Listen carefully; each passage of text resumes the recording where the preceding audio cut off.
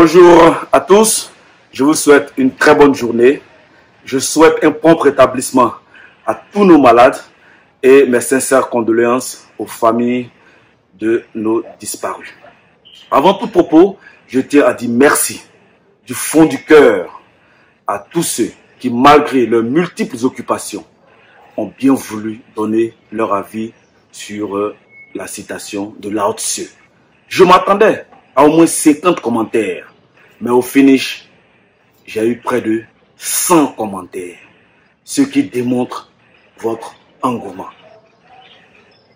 À ceux qui n'ont pas pu répondre, c'est pas bien grave. J'espère que la prochaine fois sera la bonne. Maintenant, je vous demande de bien vouloir écouter attentivement mon point de vue. Depuis des lustres, nombreux sont les êtres humains qui rêvent d'une vie de bonheur, de passion, de désir et d'accomplissement de soi et pourquoi pas de réussite. Nous avons tendance à avoir de l'attirance pour tout ce qui nous est difficilement accessible. Nous envions méchamment nos amis, nos frères, nos sœurs, nos parents et même des inconnus pour leur réussite sociale. Est-ce que nous nous sommes déjà demandé quels sont les sacrifices que ces derniers ont dû consentir pour être là où ils sont aujourd'hui? Je crois que non. Apprendre à aimer notre situation actuelle, aimer le peu que nous avons, mais qui nous rend souvent heureux. Apprendre à aimer les personnes qui nous entourent, nos épouses, nos époux, nos enfants, nos parents, et j'en passe. Sans jugement négatif, c'est vivre en paix avec soi-même. C'est à juste titre que le penseur Lao Tzu nous dit, et je cite, « Savoir se contenter de ce que l'on a, c'est être riche. » Cette citation de Lao Tzu pourrait faire germer certaines interrogations dans notre esprit. Serait-il normal de se contenter de peu pour s'estimer heureux? Cela ne favoriserait-il pas la paresse et le manque de motivation pour aller au-delà de nos limites? À vouloir trop cogiter, nous allons sûrement sortir du cadre de la pensée de l'auteur. Dans cet élan, nous pourrons dire que savoir apprécier ce que l'on possède, c'est être heureux. Cette pensée pourra être vue sur différentes grilles de lecture, tant au plan économique qu'humain. Au plan économique, l'homme est un travailleur infatigable qui, dans la recherche d'un avenir meilleur, se doit de gagner sa vie pour subvenir aux besoins de sa famille et de sa propre subsistance. Nous devons apprendre à nous contenter de ce que nous gagnons à la sueur de notre front, sans pour autant envier les autres, car savoir se contenter de ce que l'on possède est le plus court chemin pour trouver le bonheur. Cela constitue également le plus haut degré de bonheur.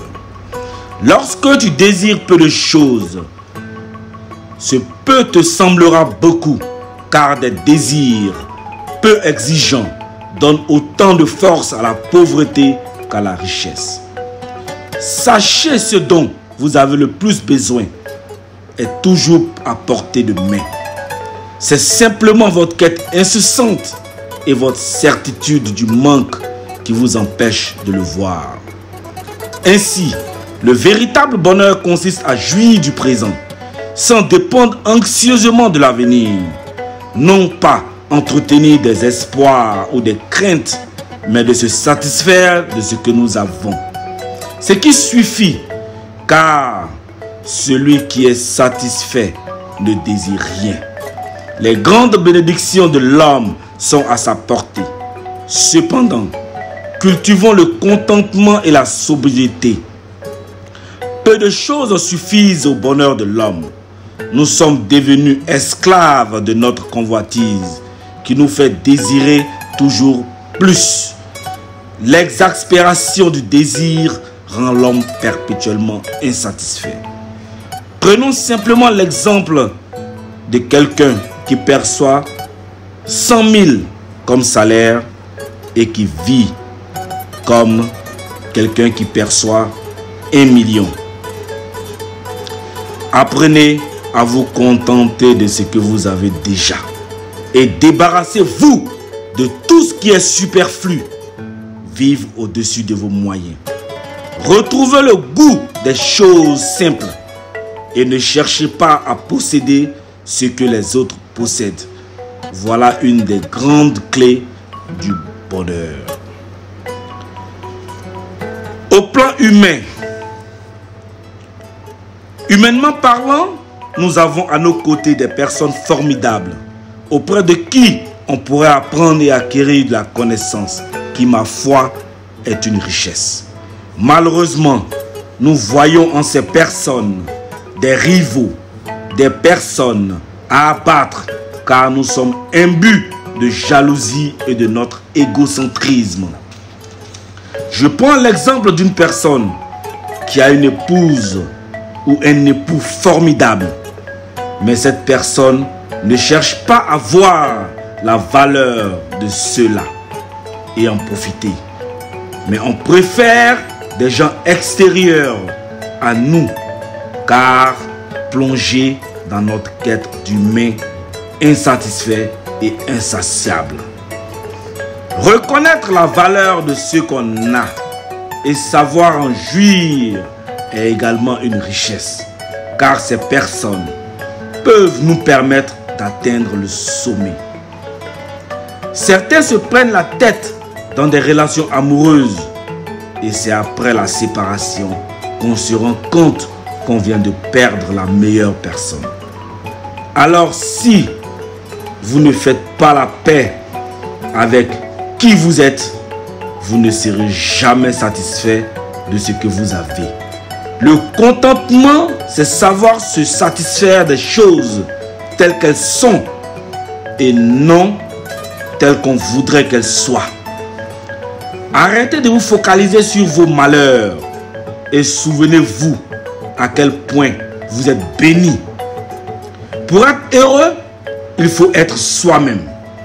Apprendre à se satisfaire de choses simples et tirer la meilleure partie de ce qui nous arrive ou nous entoure. Le bonheur dépend de la façon dont nous considérons les choses ou voyons les autres.